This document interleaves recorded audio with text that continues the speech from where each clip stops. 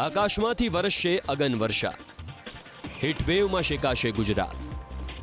March મહિનાની શરૂઆત અને સાથે જ રાજ્યમાં આકરી ગરમી પડવાની શરૂઆત થઈ ગઈ, ત્યારે હવામાન વિભાગે આગામી 5 દિવસ અલગ અલગ શહેરોમાં હીટવેવની શક્યતા વ્યક્ત કરી।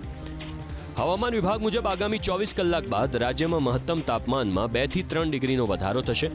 આજે અને આવતીકાલે ભાવનગર શહેરમાં હીટવેવની શક્યતા વ્યક્ત કરવામાં આવી છે, તો 8, 9 અને 10 માર્ચે સૌરાષ્ટ્રના ભાવનગર, પોરબંદર, ગીર સોમનાથ તો દક્ષિણ ગુજરાતના ભરૂચ, નવસારી, સુરત, વલસાડમાં હીટવેવની શક્યતા વ્યક્ત કરવામાં આવી। આ 3 દિવસ સંઘ પ્રદેશ દીવ અને દમણમાં પણ હીટવેવની શક્યતા।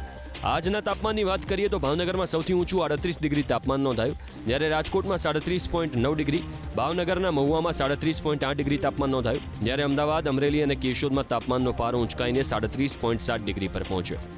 સુરેન્દ્રનગરમાં 37.5 ડિગ્રી, ડીસામાં 37.3 ડિગ્રી, તો ગાંધીનગર અને વડોદરામાં 37.2 ડિગ્રી તાપમાન નોંધાયું। અમદાવાદમાં રમાનાર T20 વિશ્વકપના ફાઇનલના દિવસે તાપમાનનો પારો 37 ડિગ્રીની આસપાસ રહેવાની શક્યતા છે। હાલમાં ઉત્તર પશ્ચિમ દિશાના પવનો ફૂંકાઈ રહ્યા છે, ખાસ કરીને દક્ષિણ ગુજરાતના દરિયાકાંઠે પવનની અસર વધુ જોવા મળી રહી છે।